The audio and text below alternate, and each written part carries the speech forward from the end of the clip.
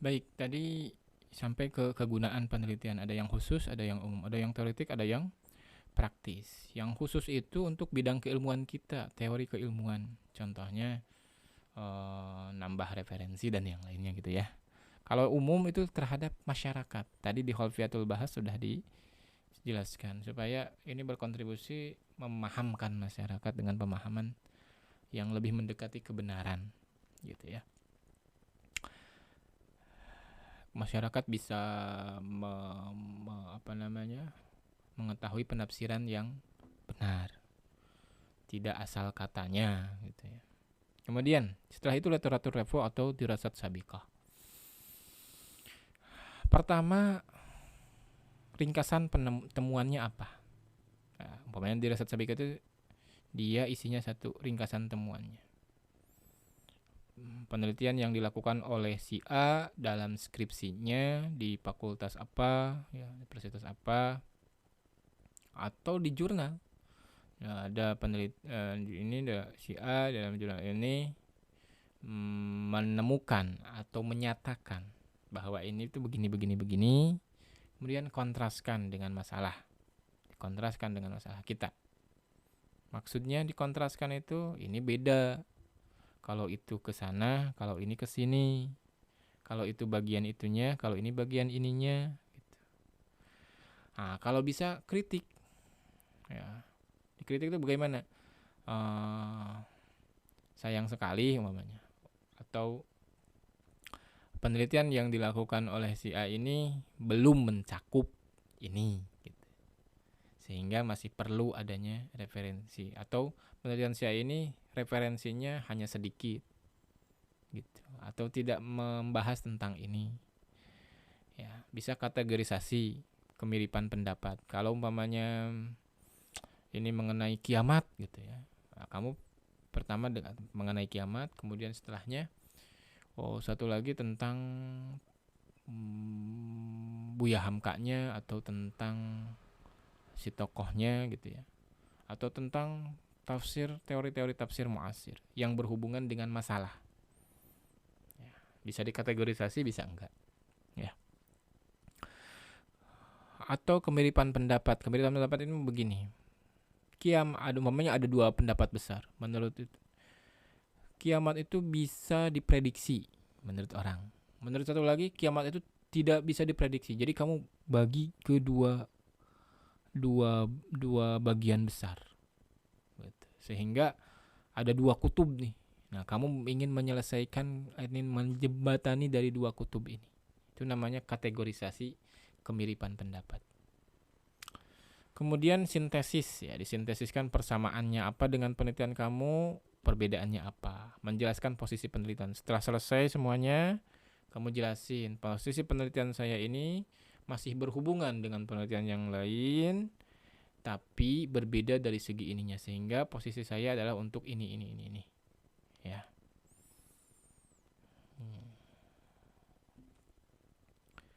Kemudian urutkan sesuai tahun. Sesuai tahun. Dari mulai paling tua atau mulai dari paling muda. Metodologi itu termasuk dari tiga hal. Satu, jenis atau bentuk penelitian. Jenis bentuk-bentuk penelitian termasuk di sana ada sumber datanya, ada yang primer, ada yang sekunder. Ya. Kemudian library research ataukah field research, ya, di lapangan ataukah pustaka. Dari segi tujuan ini ada yang deskriptif, ya, ada yang deskriptif itu yang menggambarkan suatu gejala, ya, itu biasanya kita termasuk deskriptif. Ya. Kemudian sumber data penelitian ada yang primer, ada yang sekunder. Yang primernya yang Al-Azhar sama Nurul Bayan tadi. Nah, sekundernya dari tafsir-tafsir yang lain atau berhubungan dengan kiamat. Pengorganisasian data, teknik mengumpulkan data. Nah, di sini nih, bagaimana kamu ngumpulin data, ceritain dari awal. Kamu bikin folder, kemudian kamu masukin. Itu teknik pengumpulan data itu. Kamu searching di Google, itu sebutin aja begitu. Kemudian kamu teliti ayat-ayat yang berhubungan dengan kiamat, kemudian cari di tafsir. Tafsir apa tuh? tafsir Al-Azhar dan tafsir Ruhul Bayan, itu teknik pengumpulan data itu begitu. Nah, setelah itu data diolah. Cara ngolahnya kamu pakai coding tadi. Setelah itu saya bikin tabel gitu, yang menjelaskan yang menjelaskan data-data yang ada di sana, atau mengumpulkan atau mengolah data yang ada di sana menjadi dianalisis. Nah, baru setelah itu dianalisis, teknik analisis data, cara membaca data dengan sebuah perspektif atau pendekatan. Maksudnya pendekatan atau perspektif di sini, kamu cukup pakai perspektif Buya Hamka dan Ruhul Bayan ini, perspektif dua mufassir ini. Ya. Bisa lihat di pedoman penulisan ya untuk hal itu, karena tiap fakultas berbeda-beda. Tapi secara umum itu sih, nggak jauh dari itu. Kemudian bab 2 teori, ya, teori tentang tema besar, tentang tafsir kontemporer itu apa, ta'rifnya apa, sejarahnya apa, bisa begitu ya. Coraknya apa gitu. Corak tafsir. Kemudian tema kecilnya kiamat, masalah kiamatnya itu apa, isu tentang kiamatnya apa, perspektif tafsirnya apa, hadis masyarakat tentang kiamat itu bagaimana umpamanya, perdebatan dalam isu, pendapat ulama mengenai konsep kiamat, ciri-ciri kiamat. Nah, kamu bisa masukin ke sini hal-hal yang berhubungan dengan teori kiamat. Kalau ada perdebatan pendapat atau perbedaan pendapat, kamu tuliskan di sini. Kalau perbedaan pendapat itu namanya teori A, teori B.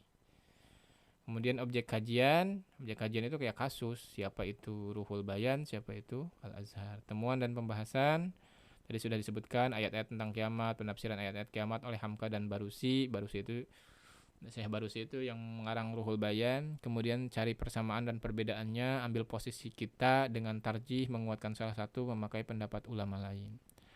Kesimpulan dan saran, kesimpulan itu jawaban dari rumusan masalah, sampai saran itu jawaban terhadap manfaat penelitian.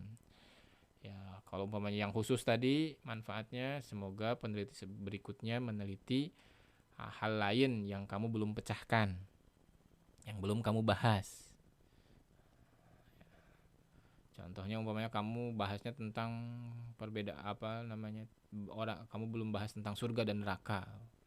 Bagaimana perjalanan gitu ya, dari mulai alam barzah ke alam yang lainnya, umpamanya begitu. Nah, kalau manfaat umumnya, semoga penelitian ini semoga penelitian ini bermanfaat dan masyarakat bisa lebih aware lagi, bisa lebih sadar lagi bahwa keilmuan itu penting untuk dalam beragama, bukan hanya katanya atau dari YouTube dan yang lainnya, umpamanya begitu. Ya. Terakhir, judul skripsi ini diharapkan menjadi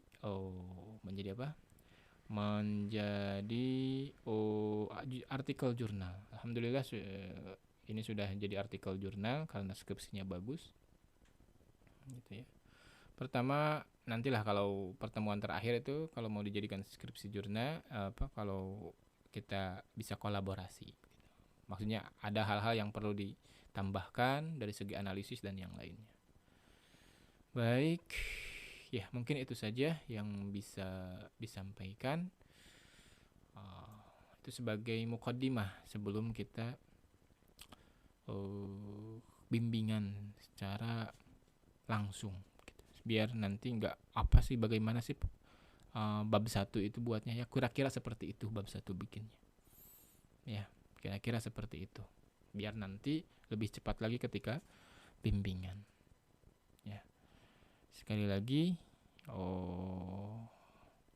kalian bisa selesai ataupun nggak selesai skripsinya tergantung keseriusan kalian. Kalau kalian nggak serius, pembimbing itu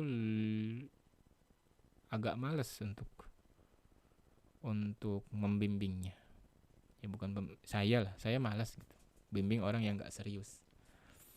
Karena nyita waktu buat apa? Kalau serius, ya serius supaya kamu bisa cepat selesai. Ya, beginilah. jelek apapun bagus skripsimu, kerjakan. Intinya satu, kerjakan.